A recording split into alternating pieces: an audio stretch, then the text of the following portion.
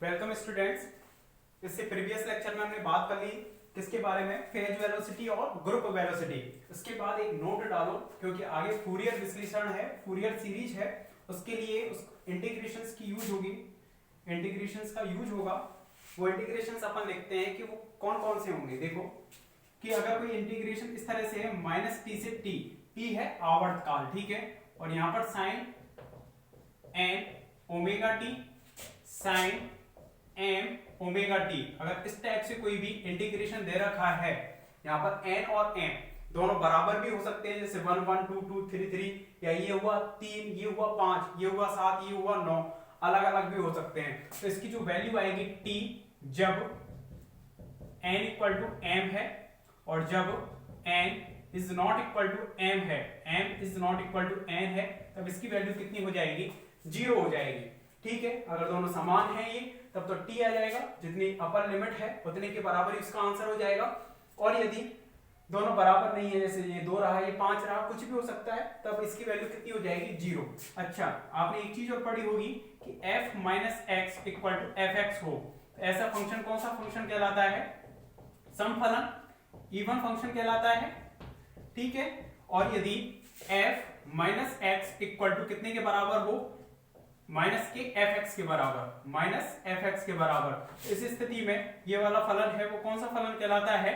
विषम फलन कहलाता है, यानी कि ऑड फंक्शन कहलाता है। ठीक है, इस तरह से इवन और ऑड। तो ये वाला फंक्शन कैसा रहा? ये पूरे को यदि हम f मान लेते हैं, पूरा फंक्शन एफ एक्स है, तो इसमें x के स्थान पर या t के स्थान पर -t रखते हैं, तो यहां से -12 आ जाएगा, यहां से भी -12 आएगा, माइनस माइनस प्लस, यानी कि ये इवन फंक्शन है। और जब भी फंक्शन इवन होता है तब इसमें हम लिमिट को कितना कर सकते हैं? 0 से t, और 2 टाइम्स कर सकते हैं, उस 2 को हमने नीचे पहुंचा दिया, तो sine n omega t sine m omega t dt equal to कितना हो जाएगा? t को अगर नीचे 2 को नीचे पहुंचाया तो t/2, और 0/2 तो 0 ही रहेगा जब n इक्वल टू m, जब n is not equal to m। ठीक है, तो हम सम फलन के लिए उसको पावर को कितना, लिमिट को कितना कर देते हैं? आधा कर देते हैं। इसी तरह से दूसरा है cos के लिए। cos के लिए कैसे है? -t से t cos n omega t cos m omega t dt equal to, इसको भी अपन ऐसे ही लिख सकते हैं, कितना कि t जब n इक्वल टू m है और जब n equal to not equal to m होगा, तब इसकी वैल्यू कितनी हो जाएगी? 0। और ये कैसा फंक्शन है ये बताओ? इसमें -t रखोगे तो cos minus theta cos theta के बराबर हो जाएगा, इसमें भी cos minus theta cos theta के, तो f minus x F x के ही बराबर है, सम फलन है। तो सम फलन होने की वजह से इसको हम 0 से t cos n omega t cos m omega t dt इस तरह से, और 2 टाइम्स हुआ है, उस 2 को नीचे लिया है, इस तरह से लिख सकते हैं, जब n इक्वल टू m है और जब n is not equal to m है। ठीक है, n is not equal to m है। तो दो तो ये रहे फॉर्मूले। तीसरा है साइन और कॉस दोनों में, कि -t से t इंटीग्रेशन हो रहा है। एक तो है साइन n ओमेगा t, दूसरा है cos m omega t dt, इस तरह से है। तो इसका मान कितना होगा? इसका मान ऑलवेज ही 0 होगा, क्योंकि पूरा जो फंक्शन है वो कैसा है? साइन और कॉस। यदि इसमें t के स्थान पर -t रखते हैं पूरे फंक्शन में, तो माइनस यहां से तो बाहर आएगा, क्योंकि cos minus theta plus theta के ही बराबर हो जाएगा, तो यहां से माइनस आएगा, मतलब ये विषम फंक्शन है। और जब भी कोई विषम फंक्शन होता है तो -a से a लिमिट हो तो उसका मान कितना होगा इंटीग्रेशन का? 0,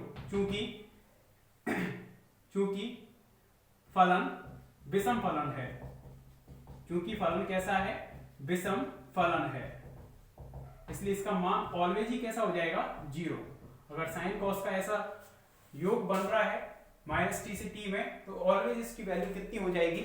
0 हो जाएगी। देखते हैं इसको, तीनों इंटीग्रेशन है, ये यूज होगा इनका।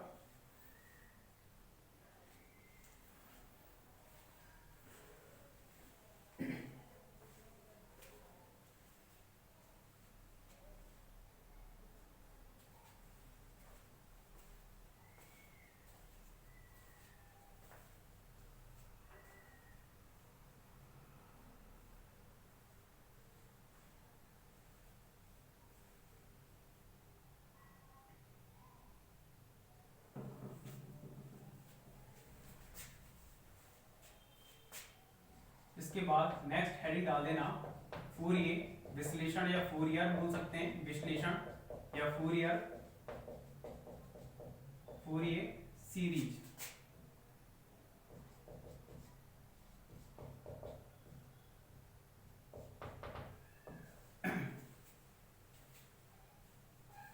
लिख लेना इनको पॉज करके।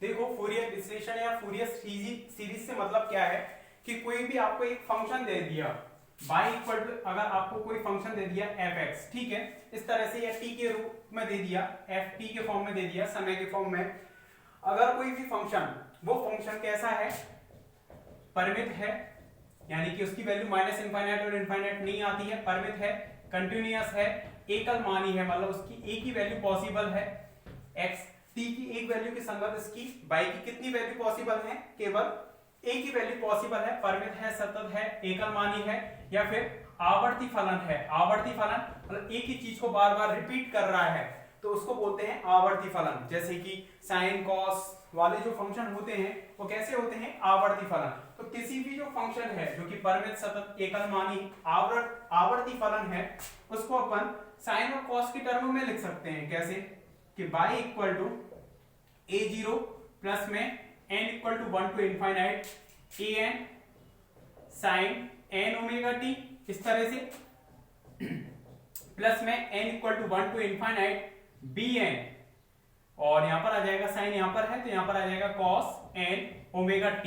इस फॉर्म में अपन कोई भी जो फंक्शन y है जो कि t के फंक्शन के रूप में, उसको हम इक्वल किसके रूप में लिख सकते हैं, साइन और cos के फॉर्म में, जहां जो a0 a1 a2 जो आए हैं वो सभी क्या हैं, a0 an bn, सभी क्या है, यहाँ पर सभी नियतांक हैं, कांस्टेंट हैं, ठीक है। तो ये वाली जो सीरीज कहलाएगी, इस तरह से उसको व्यक्त करना, समीशन है, तो इस तरह से ये सीरीज चलती रहेगी, कई सारे पद आएंगे, इसलिए इसको बोलते हैं फूरियर सीरीज या फूरियर विश्लेषण, ठीक है। तो इसमें लिखना, लिखें पहले इसमें, इस पर समीकरण नंबर 1 लिखो। फूरियर के अनुसार या फूरियर के अनुसार, फूरियर के अनुसार एक प्रमेय का प्रतिपादन किया गया,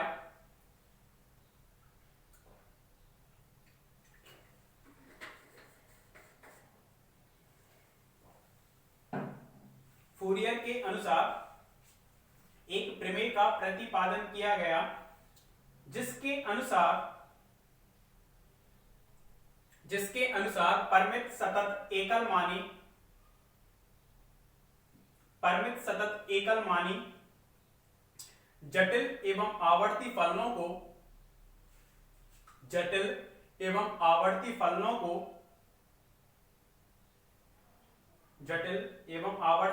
को,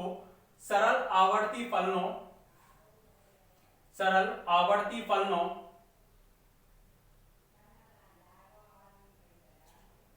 अर्थात साइन अथवा कॉस के पदों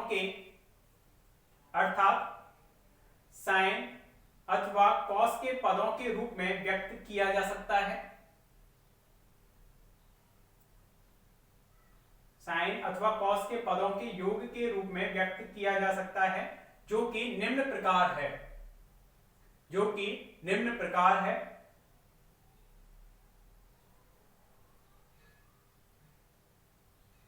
समीकरण नंबर 1 को लिख लो।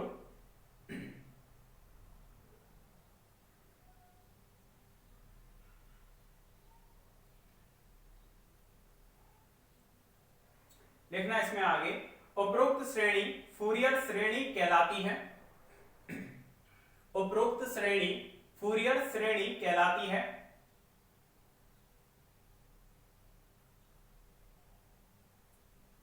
जहां a0 an bn सभी नियतांक हैं,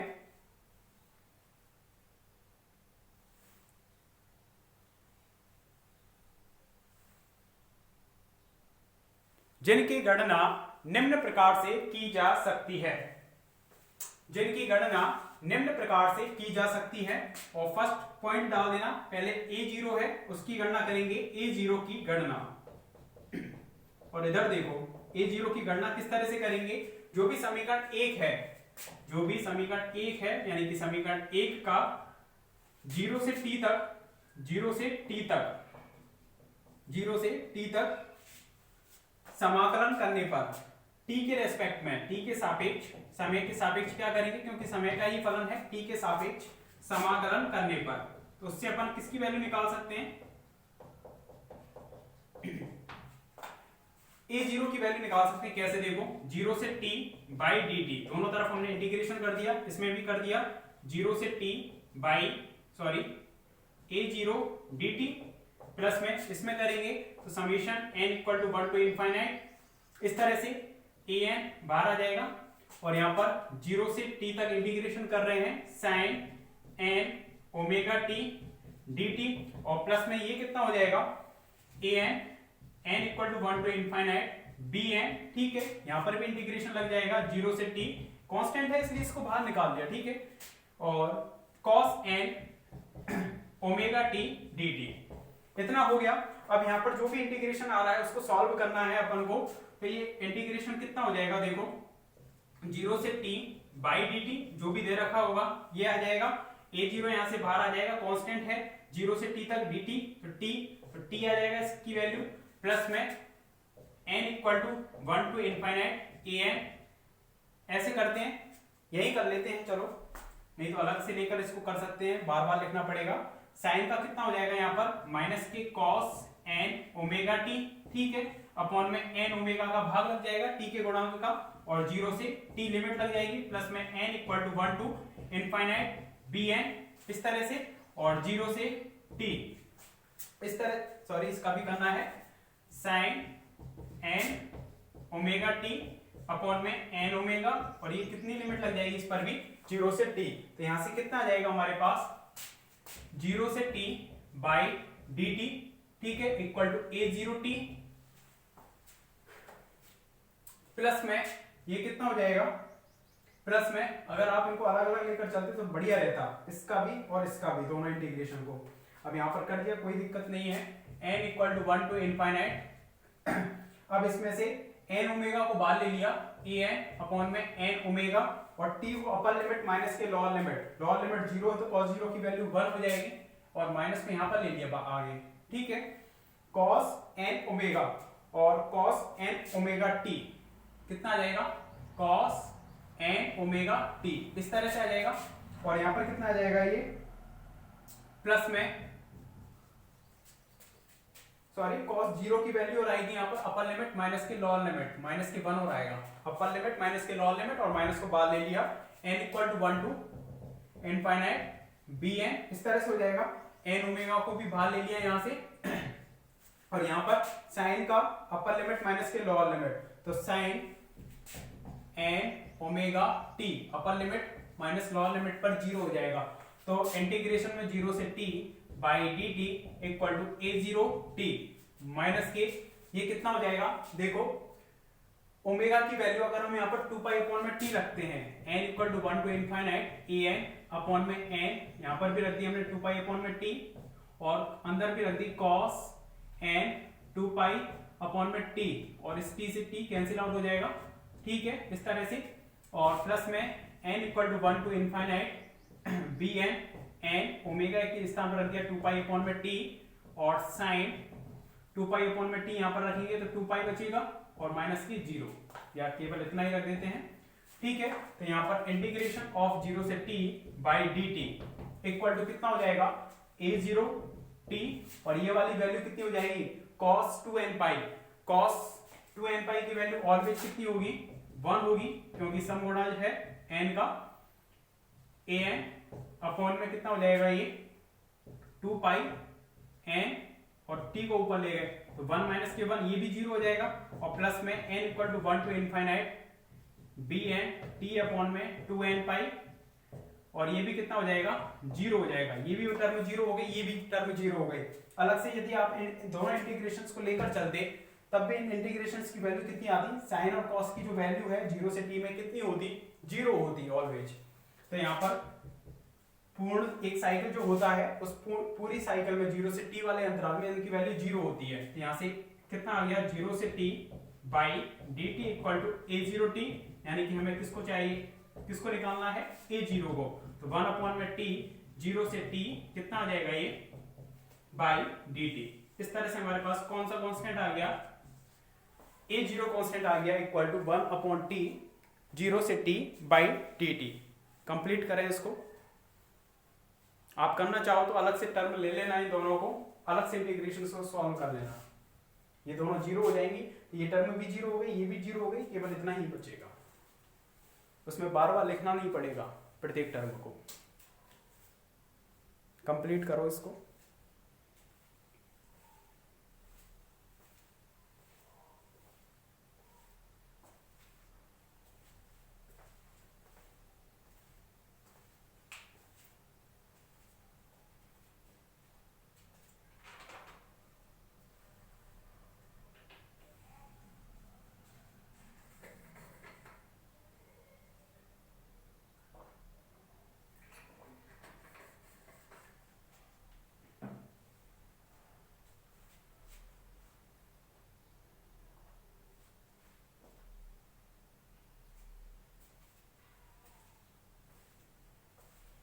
तो जो समीकरण 1 है उसमें जो a0 नियतांक है उसकी वैल्यू निकली है। इसके बाद an की गणना करेंगे कि an कितना होगा। तो सेकंड हेडिंग डाल देना इसमें, an की गणना।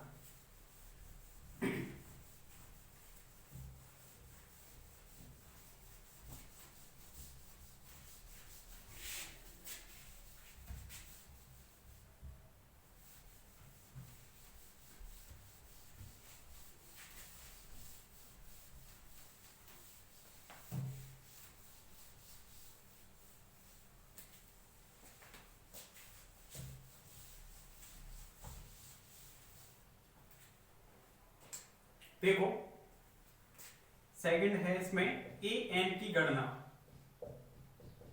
अब इसको कैलकुलेट कैसे करेंगे an की गणना को, वही करना है कि जीरो समीकरण 1 का दोनों तरफ, समीकरण 1 में दोनों तरफ, अब an से रिलेटेड कौन है इसमें, साइन n ओमेगा t है। तो इसमें अपन क्या करेंगे, साइन n ओमेगा t का गुणा करके, आपके गुणा करना पड़ेगा, इसमें कुछ भी नहीं था, किसी का भी गुणा नहीं किया था, इसमें साइन का करना पड़ेगा। जब bn को निकालेंगे तब कॉस का करना पड़ेगा। गुणा करके 0 से t तक समाकलन करने पर, ठीक है, करो तो समाकलन कितना आ जाएगा।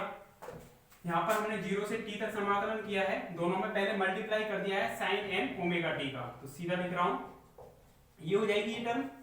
इधर कौन सी हो जाएगी, a0, 0 से t sine m omega t dt, ये हो जाएगा।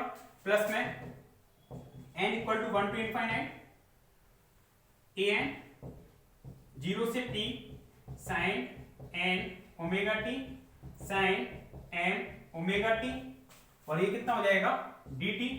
प्लस में ये कितना हो जाएगा, n equal to 1 to infinite bn sine 0 से t sine n m omega t, और यहां पर है cos n omega t dt। इतना है, ये हो जाएगा यहां पर। अब चूंकि इस वाले इंटीग्रेशन की वैल्यू कितनी आई थी, अभी पहले निकाली थी, 0 से t sine m omega t dt, इसकी वैल्यू कितनी थी, 0। साइन वाले की वैल्यू कितनी आ रही थी, 0 से t sine n omega t sine m omega t dt, इसकी वैल्यू कितनी थी साइन वाली की, t/2 के बराबर थी। 0 से t अंतराल के लिए, 0 से t में साइन और साइन की वैल्यू t/2 के बराबर थी, और साइन और कॉस वाला फंक्शन विषम फंक्शन था, इसकी भी वैल्यू जब -t से t में 0 थी, तो 0 से t में भी कितना हो जाएगा, 0 हो जाएगा, क्योंकि उसको हम 2 टाइम्स लिख सकते हैं। तो ये वाला 0 t/2 हो गया, सॉरी t/2 जब n इक्वल टू m है, ये भी तो है, और 0 जब n इक्वल टू क्या है, m है, n is not equal to m है। ये था साइन के लिए। और तीसरा कौन सा था इसमें, जब 0 से t होगा तो साइन कॉस वाला दोनों जब मिल जाते हैं विषम बन जाएगा फंक्शन, तो cos n omega t dt equal to, ये कितना हो गया था, 0 हो गया था। तब इसमें कितना हो जाएगा, अतः कितना हो जाएगा, 0 से t by sine m omega t dt। ठीक है, ये वाली टर्म 0, ये वाली टर्म 0, ये बचेगी, तो summation of n equal to 1 to infinite an। ठीक है, इस तरह से लिख दिया, और इसकी वैल्यू है, ठीक है, इसको इस तरह से चल रहा है, n की वैल्यू अलग अलग चल रही है, तो अपन क्या करते हैं इसमें, पहले ऐसे लिख देते हैं इसमें 0 से t sine n omega t और sine m omega t dt, इस तरह से लिख दिया। अब इस समीशन को पहले खोलेंगे, फिर वैल्यू पुट कर पाएंगे उसमें, क्योंकि दो कंडीशन है, जब n इक्वल टू m और n is not equal to m, तो यहां पर 0 से t by sine m omega t dt इस तरह से है। n इक्वल टू 1 पर ओपन किया तो कितना हो जाएगा, a1 0 से t साइन ओमेगा t, ठीक है, sine m omega t dt, plus में a2 0 से t sine 2 omega t, n की वैल्यू 2 है, sine m omega t dt, इस तरह से चलेगा। बीच में कोई टर्म आएगी am, ठीक है, am, तो 0 से t, इस पर कितना आ जाएगा, sine m omega t sine m omega t dt। इसी तरह से प्लस में आगे भी टर्म इसमें चलती रहेंगी, ठीक है, a1 a2 a3 a4, बीच में कोई भी am वाला पद है, am, ठीक है, ये वाला पद है, तो n इक्वल टू m पर, तो दोनों बराबर हो जाएगा, n इक्वल टू m पर। जब इसको ओपन करेंगे तो यहां से कितना जाएगा, 0 से t by sine m omega t dt equal to, देखो यहां पर n की वैल्यू 1 है, m है, m is not equal to n है, यहां पर ही दोनों क्वांटिटी बराबर हैं। जब ये दोनों n, ये वाली जो क्वांटिटी है ओमेगा t की गुणांक अगर बराबर हैं, तब उसकी वैल्यू t बाई 2 होगी, अदरवाइज कितनी हो जाएगी, 0। तो इसमें तो दोनों बराबर नहीं है, तो 0, इसकी भी वैल्यू 0, केवल इस वाले पद की वैल्यू कितनी आएगी, a, ऐसे लिख देते हैं 0 प्लस 0, इसी तरह से चलेगा, इसकी कितनी हो जाएगी am, और इसकी वैल्यू t बाई 2, प्लस में और भी कितने हो जाएंगे, सभी 0 हो जाएंगे, इस तरह से सभी पद 0 हो जाएंगे, केवल am वाला पद बचेगा, क्योंकि उसमें क्या है, n इक्वल टू m है, दोनों ही बराबर हो गए। यहां तक कंप्लीट करो इसको, पहले जगह नहीं है वहां पर।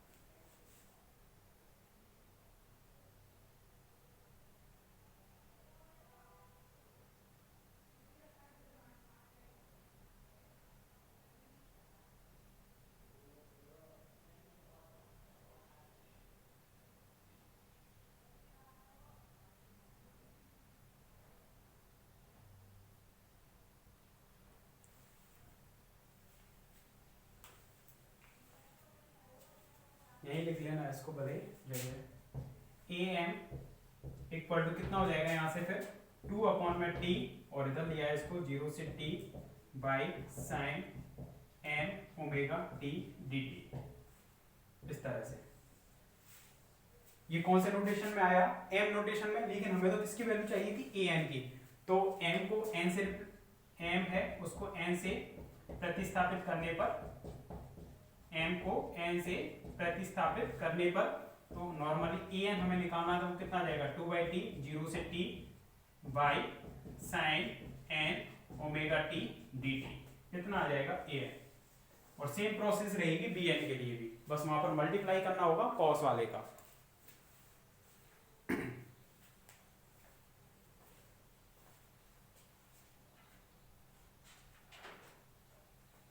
खुद कर सकते हो क्या, बताओ bn को।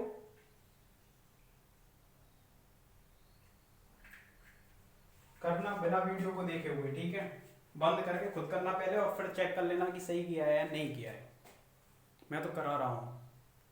खुश हो गए हैं? फिर कौन करेगा वीडियो को बंद करके? हैं सभी देख के ही कर लेंगे। अच्छा है।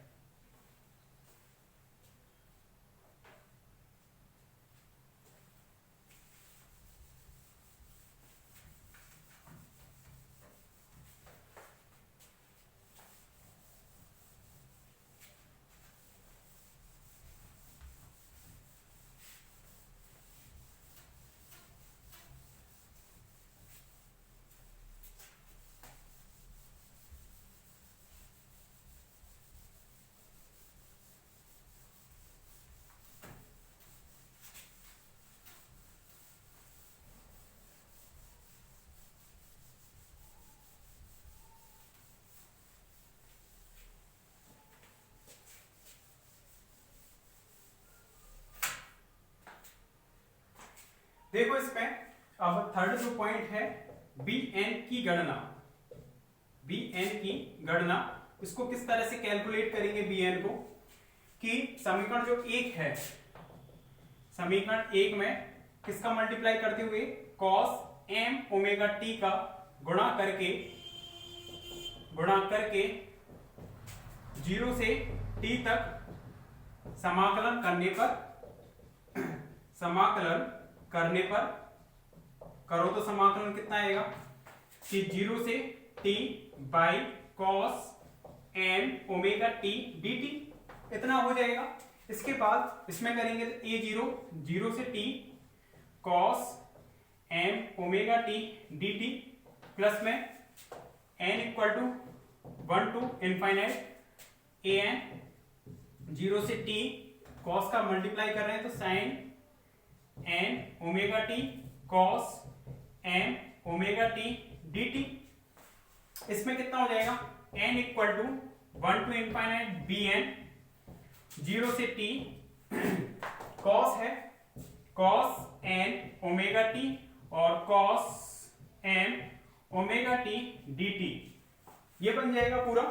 अब देखो इंटीग्रेशन, इसकी वैल्यू कितनी थी जब a0 की गणना की थी? 0 थी। a0 इंटू 0 प्लस में n equal to 1 to infinite A N 0 से t, या साइन कॉस वाले की भी वैल्यू 0 से t में कितनी हो गई थी? वहां पर 0 ही हो गई। ये भी ए एन, ये भी टर्म 0 के बराबर हो जाएगी। माइनस t से t में विषम फंक्शन था, उसके मान 0 था, तो 0 से t में भी कितना हो जाएगा? 2 टाइम्स करके उसको हम लिख सकते हैं 0, ये भी 0 हो गया था, प्लस में n equal to 1 to infinite B N 0 से t cos N omega T cos M omega T, क्योंकि इवन फंक्शन है ये dt, इस तरह से लिख दिया। तो ये दोनों टर्म 0 हो गए। इस वाले को अब हम ओपन कर सकते हैं किस तरह से? b1 0 से t cos omega T, m की वैल्यू 1 रख दी, cos M omega T D T, ठीक है, प्लस में 0 से b2 0 से t कॉस कितना 2 ओमेगा टी हो जाएगा n का मान, cos M omega T D T. इस तरह से बीच में कोई भी टर्म आएगी कौन सी? बी एम, प्लस में आएगी 0 से t cos M omega T, और ये भी कितना हो जाएगा? Cos M omega T D T, plus में इस तरह से आगे भी टर्म चलती रहेंगी, ठीक है। अब यहाँ पर b1 इंटू में ये कितना हो जाएगा? 0, b2 इंटू में 0 हो जाएगा, क्योंकि t/2 होगा जब n इक्वल टू m है, और जब 0 होगा जब n is not equal to m है। बराबर नहीं है तो सभी पद 0 हो जाएंगे वो वाले, ठीक है। प्लस में bm वाला बचेगा कितना? t/2 के बराबर, प्लस में और भी कितने हो जाएंगे? सभी 0 हो जाएंगे। इस तरह से केवल एक ही पद पहले की तरह बचेगा bm वाला। तो यहां से अपन निकाल सकते हैं कितना कि 0 से t by cos M omega T D T equal to कितना आ जाएगा हमारे पास? bm t/2। तो यहां से bm इक्वल टू आ जाएगा t/2 0 से t by cos M omega T D T, ठीक है। या हम बी एन लिख सकते हैं, बी एन इक्वल टू कितना जाएगा, एन को एन से प्रतिस्थापित करने पर तो 0 से T by cos N omega T D T, ये किसकी वैल्यू आ जाएगी, इसकी। तो जो नोट में इंटीग्रेशन लिख पाए थे वो यूज हो रहे हैं यहाँ पर, उनका यूज करते हुए हमने a0 an और bn इनको क्या किया है, कैलकुलेट किया है। लिख दो।